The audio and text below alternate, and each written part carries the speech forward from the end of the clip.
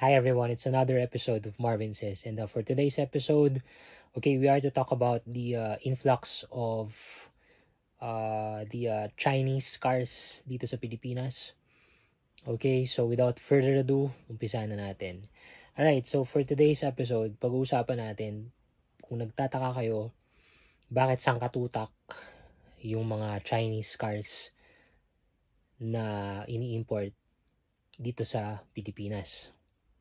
Okay, so it started with MG and then my Geely.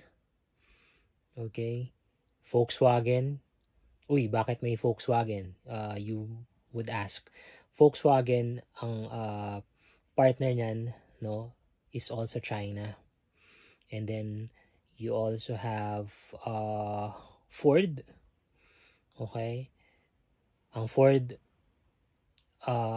they are also in partnership with China, and may mga iba pang Chinese brands na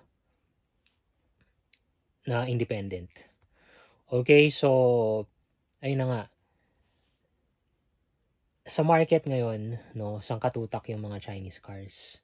And bakit biglang nagsulputan yung mga China cars?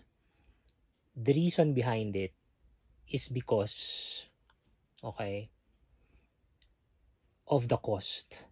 When I say cost, yung tax, import duty tax na binabayaran ng China dito sa Pilipinas. At alam nyo ba kung magkano lang yung tax? It's basically from 20% to 5% lang. But, there is a but. Ang 5%, okay, goes to those engine displacement of just 1.5. Whether it be forced induction or pag sinabing forced induction, turbocharged yun, or natural aspirated engines. So, ulitin ko, 1.5 engines, okay, and whether it be, regardless if it's turbocharged or naturally aspirated. So, let me give an example.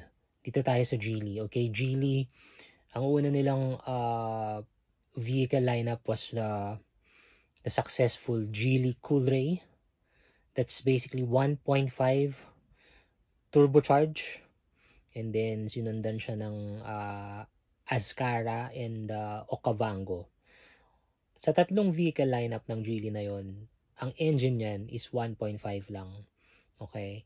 The Geely Coolray Sport is turbocharged, and I think the Azkara and the Okavango are also turbocharged.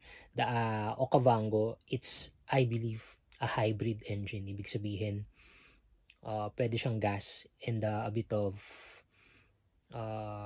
electric powered. Okay, so you can correct me if I'm wrong with the Okavango. But the thing is, with all those three cars, again, it's just 1.5.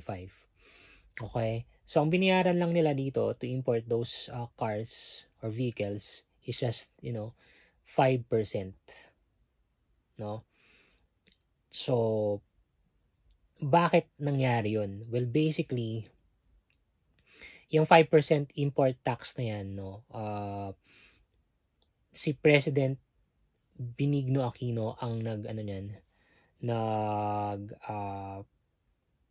nagpasa, okay, and it was approved 2018. Okay, so under Executive 71. Okay, so it was again President Benigno Aquino Jr. that the late Benigno Aquino Jr. who approved Executive Orders 71 and 72. Okay, again, Executive Orders 71 and 72, it was signed on the year 2012. It was approved or it came into effect ng 2018. Okay, so ang tawag sa tax na yan is ASEAN Harmonized Tax Nomenclature or AHTN. Alright, so again, to encourage China to import their stuffs with regards to automotive. Okay? So, then nagsimula yan, yung influx ng Chinese vehicles. Let's go with MG. MG6, no, Morris Garage. MG is a British brand, but again, it was the parent company now is China. So nakikita nyo puro 1.5 din yan, no? 1.5 turbocharge, no? May turbocharge, may naturally aspirated. What with Geely, lahat sila turbocharge. Okay, so MG, ganun din, puro 1.5. And let's go with Ford. Ford, interesting enough, ang Ford, no? Ang plant niyan before nasa Thailand, no? But if ang vehicle galing sa Thailand or ASEAN nation, actually walang tax na binabayaran. So, nakakapagtaka lang, no? Let's say, for example, the Ford EcoSport, no? Their plant was in Thailand, but you know what? Ang ginawa nila sa EcoSport, nilipat nila sa China. So, instead of them not paying, import tax, kasi nga, ASEAN nations are enjoying 0% tax, napatawan sila ng 5%. Kasi nga, nilipat nila sa China yung plant. And they have a partnership with China. Okay, the Ford EcoSport is China-owned by, I think it's, it's Chang'an ata, no? Let me just verify that for you. So, yeah, I'm right. So, again, the EcoSport is co-ventured with Chang'an. So, alam nyo na, if Chang'an, China yan. So, yun na nga, napatawan sila ng 5%. Not unlike before, ang EcoSport, manufacture sa Thailand, hindi sila nagbabayad ng tax. Kasi nga, ang Thailand is one of the ASEAN nation. No? So, with the Chang'an, partnership, yan tuloy, nagkaroon sila ng 5%. Now, the newest thing with the Ford lineup, it's the Ford Territory. Pansinin nyo ang Ford Territory, it's also 1.5. With the Ford EcoSport, dalawang engine displacement. They have the 3-cylinder turbocharge, and then they have the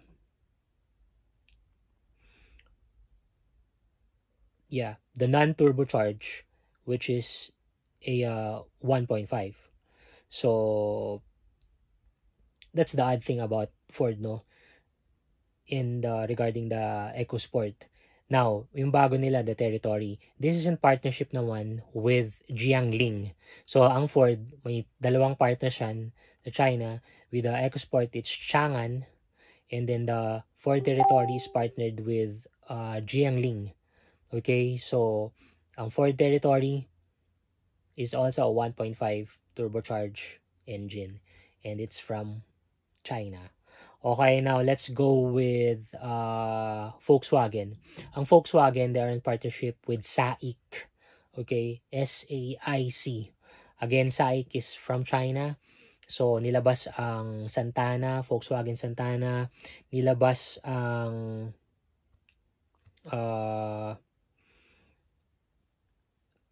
T-Cross, no?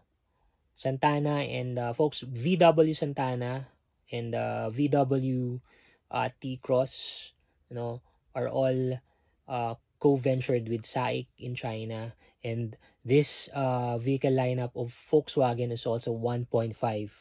Okay? May dalawa pa, Lamando and La Vida.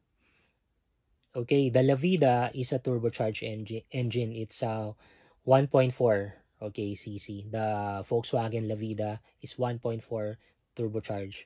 And then the others, Santana, Lamando, and T-Cross are all 1.5. Okay, so yan yung Volkswagen. Now, let's go with the others naman na purely China-made.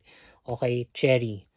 And then Chang'an. Ang Chang'an, meron talaga silang vehicle lineup. So itong mga to, no, all of their vehicle lineups, Chery and Chang'an, are all 1.5 because they are enjoying 5% AHTN. Okay? So yan lang, instead of 20%, 5%, 5% lang binabayaran nila sa tax. Okay?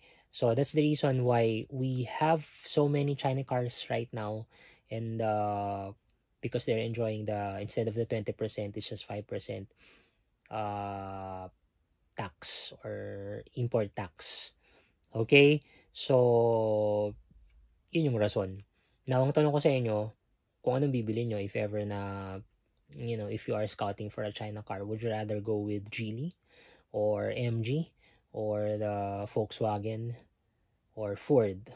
So, it's really up to you. Kung gusto ng turbocharged Geely, you can't go wrong with Geely because matunog na yan. MG has their own.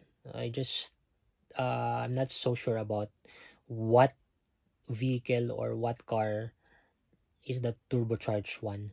But with the Volkswagen, it's the Volkswagen La Vida. Okay, but it's just 1.4 liter engine displacement turbocharged. With the Ford Territory, it's 1.5 turbocharged. Okay, so dito na nagtatapos ang vlog na ito sa mga subscribers ko. Maraming salamat sa mga bago. Kung may natutunan kayo at nagustuhan nito, please like, share, and subscribe to Marvin Says. Till next time, guys. Bye.